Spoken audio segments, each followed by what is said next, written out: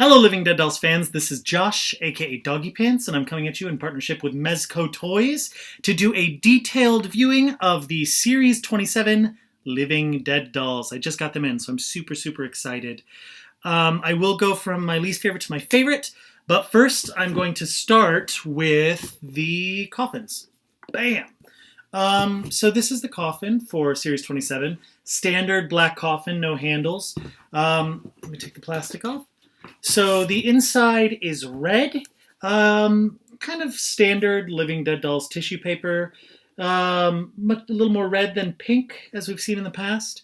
The chipboards are interesting. We have a picture of the doll right there on the left. Let me try to get out. There we go.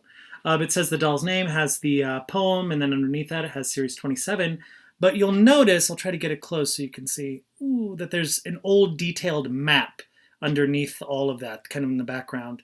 And each map coincides with the region that the doll, the myths and legend, comes from. So this is Milu, so obviously it is Hawaii.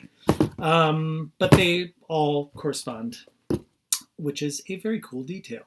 The only other thing I wanted to show you is that Series 27 comes with, there we go, a little sticker that says 2014 Sweet 16 Living Dead Dolls. We've seen this emblem quite a few times now, but it's actually on the coffins. So, starting with my least favorite doll and going to my favorite. First up, there we go, is the Hopping Vampire.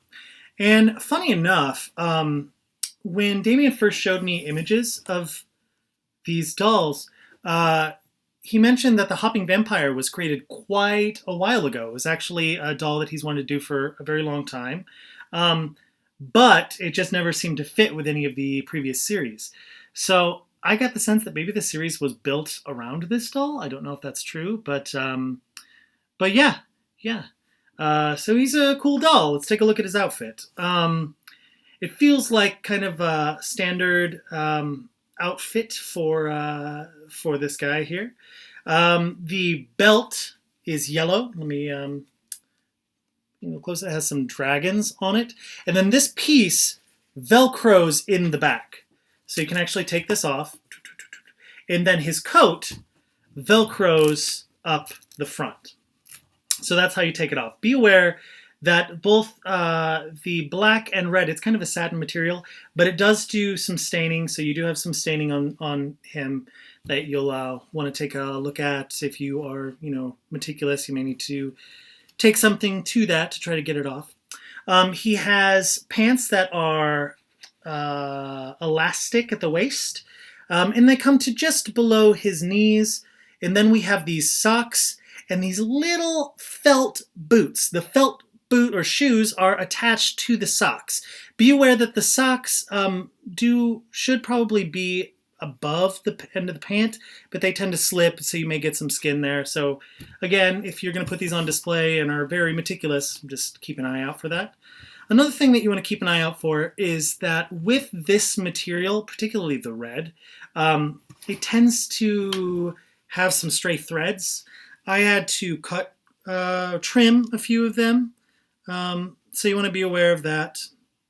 You can still see a few stray threads here and there right around the bottom of his pants.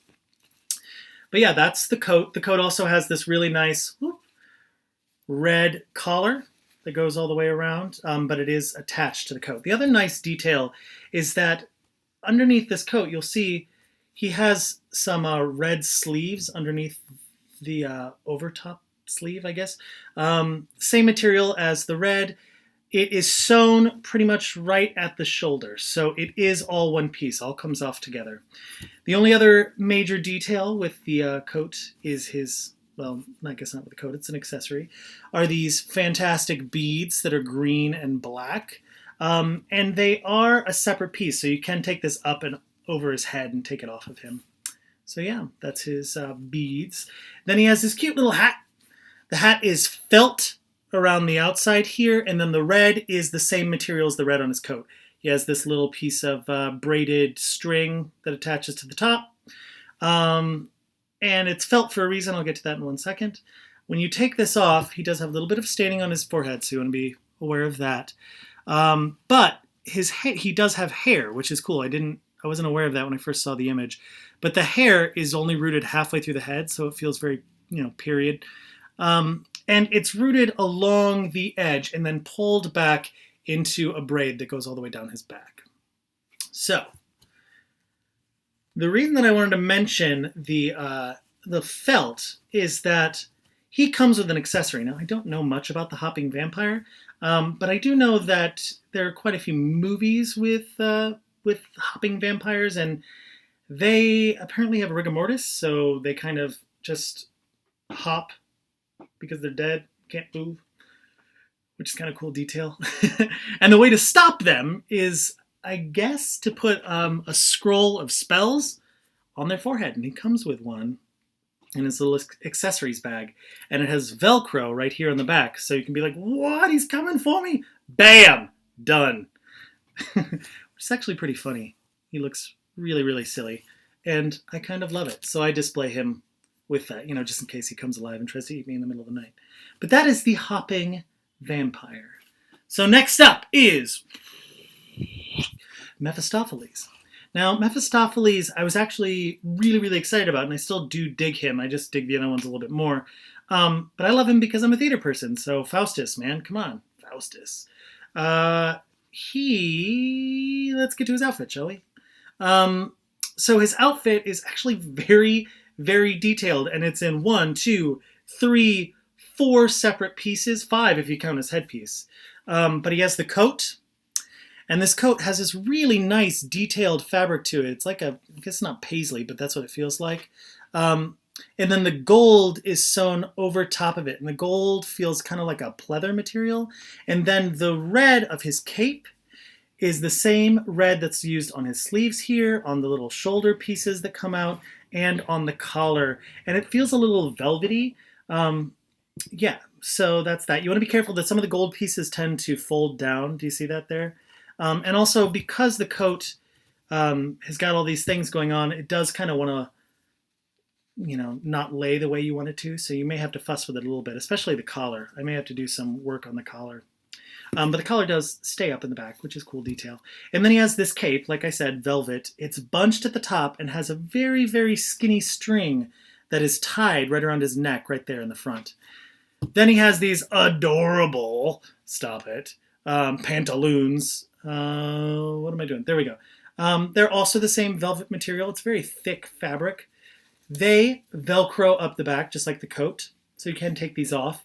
And then underneath are these really nice, really, really nice, actually, red tights for a living dead doll. And the red tights go all the way up to his waist. So that's his outfit. Pretty detailed. Quite a few pieces going on there. Then we have his hat, which is very cool. His hat is made out of a different material, though. It feels kind of like a parachute material, and I think that's so it has enough give to hold onto his head. Both the black and the red is that same kind of material. It's lined in the front with the black, but not along the bottom back edge, and then the horns are black. When you take it off, he's a bald doll. You'll notice that the horns stay up with stuffing. So here's the stuffing, there you go. So you want to be careful that if you take his hat off quite a bit, the stuffing can come out. So just keep an eye on that, because that's not sewn into place, really. He is a bald doll, so there's no hair. But he does have quite standard Living Dead Dolls face paint. There we go. So he has this yellow kind of haunting eye with black in the background and black smudges around his eye. A really severe Living Dead Dolls black arched eyebrow, and then a black, 1993 soul patch. And I love him for it. Because that was when I was in high school. So I was rocking a soul patch. What? Got a problem with it? Yeah. That is Mephistopheles. So let's keep moving, shall we? Next up is Milu, the little tiki goddess from Hawaii. Milu is a cool doll. She's very simple, and I do love the simple dolls. I just like the other two better. She's a green doll, and I love green dolls. I know most people don't. I happen to love green dolls. And she also doesn't have any pupils, which I also love that. So she's doing all right for me. Let's look at her outfit. It'll be a quick look because it's a pretty simple outfit. She has this, what is meant to look like a grass skirt, and I don't know what material this is. Maybe kind of felty, I guess, but it's just cut a whole bunch, and then it's sewn along the top, and it's velcroed right here in the back. So you can take this off, and she has brown panties on underneath that, or painted on underneath that. So if it does happen to slip down or anything, you can see the brown right there. So you may want to keep it a little bit tight so you don't see that. And then she has kind of a green tube top looking thing, has a little bit of a cut right there in the front, but it's pretty simple. And then she has a lei around her ankle, and the lei is on elastic, so it can slip off. You can put it elsewhere if you'd like, I guess. And then she has the same white lei around her neck. Now this one is not made from elastic, so it doesn't have a, well, maybe it is. No, it's not. So it doesn't have very much give. You could probably get it up and over her head, but it'd be a little difficult. And then we have the same feel, white flower with a little bit of a yellow ball right in the center is in her hair. And this is put in her hair just like we've seen since Series 20. Ooh, I'm going to pull it out. With Velcro on the back of it. So you just figure out where you want to put it there, and it holds to the hair pretty well. Her hair is, she's got kind of the Betty Page style black hair with the extreme bangs. It's pretty nicely rooted too. Feels pretty thick, which is good. And it lays pretty nicely. I've got quite a few stray hairs right now, but that's easily cleaned up. Then her face paint. Boom, boom, boom. Her face paint is interesting. You know, we didn't see this right off the bat. This was hidden from us quite a bit. And I actually like it. You know, sometimes when they hide face paint from us, we're like, what's it going to be? What's it going to be? And they take it on and you're like, oh, okay. Why did they hide that? But this is actually a little more interesting. She's got some things going on. You know, she's got some green lines coming off her lips there. We've got some interesting lines around her eyes with a couple different colors of green there. She looks pretty haunting. I like this doll. She also comes with her tiki mask. And it has the sulfur symbol there on the forehead. Feels like a standard tiki mask. It's got elastic here in the back, and it's just looped around. Be careful that this is pretty thin plastic, so it does have quite a bit of give to it. Feels a little bit like the plastic used for the Halloween series, the 2 Halloween series. So it's that kind of material. It does go on her head pretty well. You should be careful though, not getting it stuck on her flower. I had that moment. I thought I damaged her flower at one time, but I didn't. But that's her with the mask. So that is Milu. Next up is, and a controversial choice by me, just a heads up, Banshee. Whoa. Banshee is really fantastic. I have to say that when I first saw the pictures, I was like, oh, well, that's going to be the fan favorite. And it tended to be the fan favorite. She's been selling out all over the place. Kind of having a hard time finding her, I guess some people are. She's selling for more than all the other dolls on eBay right now. So if you want her, see her, grab her now, because she could start disappearing. But yeah, let's take a look at her outfit. So her outfit is really beautiful. It's pretty haunting. It's made out of kind of a very thin white muslin. There is quite a bit of staining all over it, and that's intentional. She's meant to look dirty. There's definitely a big stain right there in the back. It's like, oh, I spilled my tea. But that is her outfit. It's all one piece, and it Velcros right up the back. What's interesting is if you look at the sleeves are kind of standard. They puff out a little bit. They're sewn around her wrist. And then this long piece is attached. So it's sewn into the dress. It's not like it was cut out of the pre-existing fabric. So it's a separate piece that's been sewn on. That's pretty much it. On top of that, we have her belt, which is just, like a little simple chain.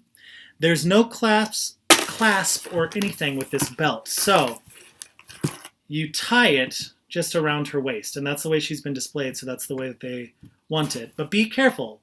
It can fall off pretty easily, and you don't want to lose it. So she has white hair. I love white on white on white dolls, and this doll is that, and it's pretty cool.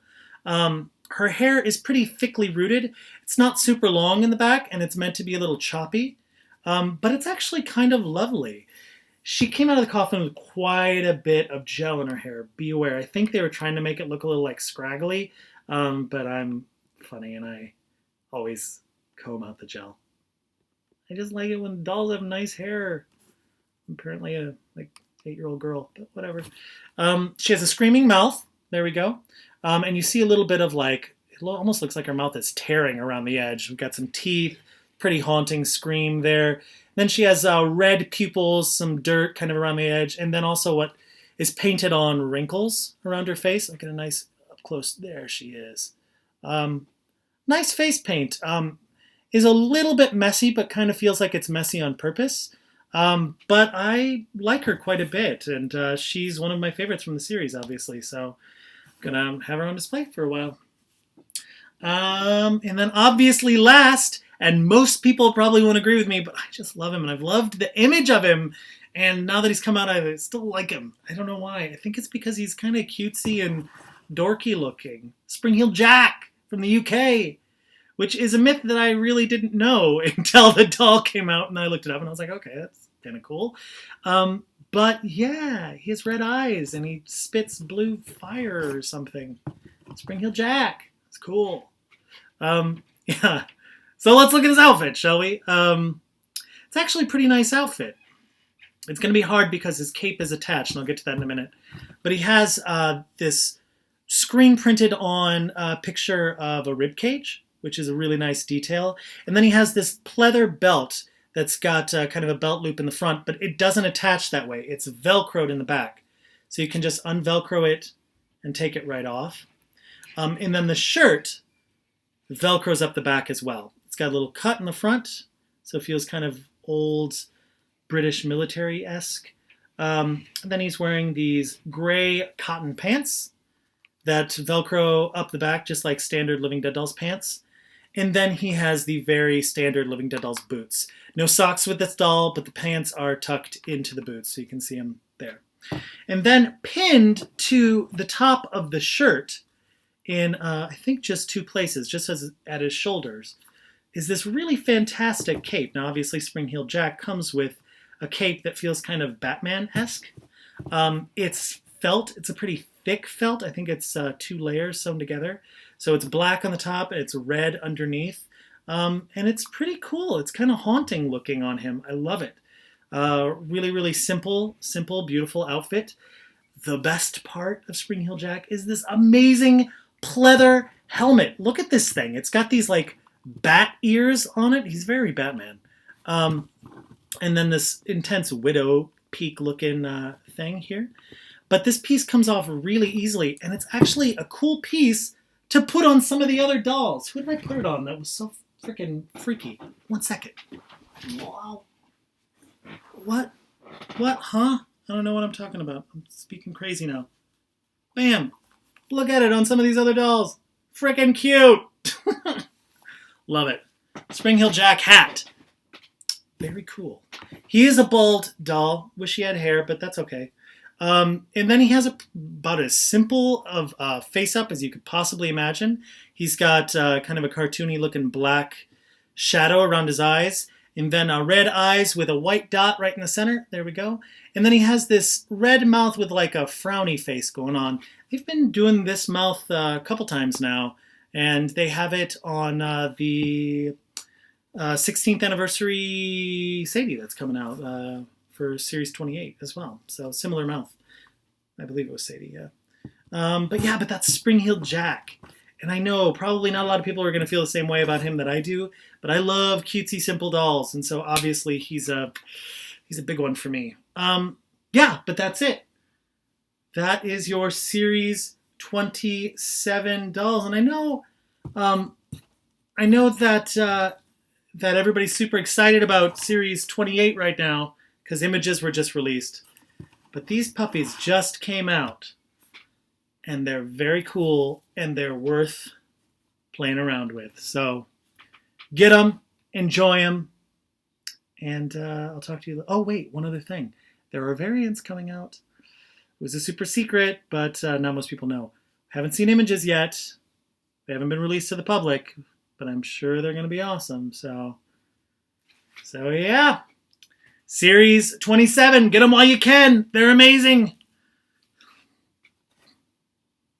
Do it, or the Banshee's going to scream at you. For serious.